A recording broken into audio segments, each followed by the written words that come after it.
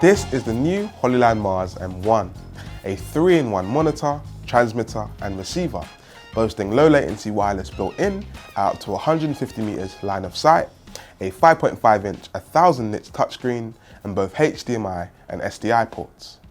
The Mars M1 has flexible power and monitoring options that make this a really versatile and useful tool to have in your arsenal. But let's take a quick look at some of the details. Now, you could use the Mars M1 on its own as a standalone monitor, but it has been specifically designed to work within the wider Hollyland ecosystem and is compatible with the Mars 300 and 400S Pro models, as well as a new Mars 4K system that we recently reviewed. On the unit itself, there's 1/4-inch threads here and here, a headphone jack, a USB-C slot for power or for uploading 3D LUTs. On the back, there's a power button, DC in and out ports, an NPF battery plate, a 3G SDI in port that will accept up to 1080-60. To unlock the 4K, you'll need to be using one of the HDMI ports. And if we boot up the monitor, you'll note that it doesn't instantly turn on. It does take a few moments to get started. I measured around 16 seconds or so that is something to be aware of.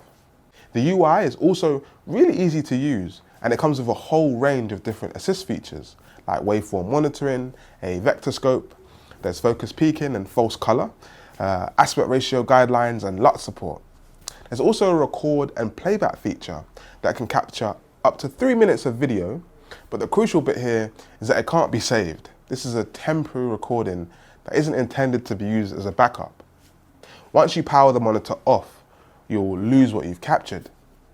Now, I can see some scenarios where this could be okay for quickly reviewing something, but as it isn't actually recorded, this does limit its usefulness.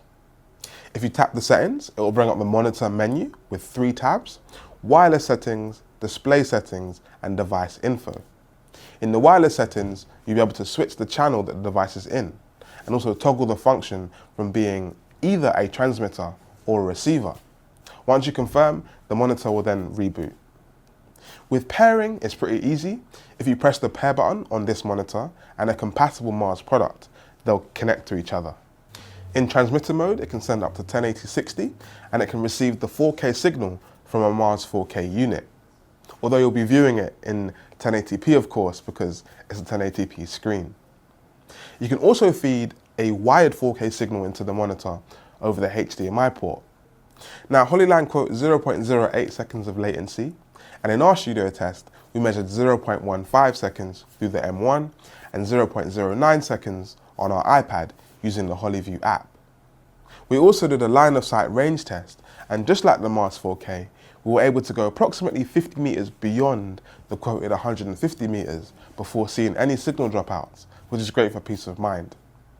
Now, I think my favorite thing about the Mars M1 is the amount of flexibility you have when it comes to monitoring options. It's compatible with up to 2 other M1s. So for example, you could have one mounted to a camera and hand 2 monitors off to your clients. Or you could use the M1 as either a transmitter or extra receiver to any of the other compatible Mars products. It can also connect up to 4 phones or tablets with the HollyView app, which I think is a great option.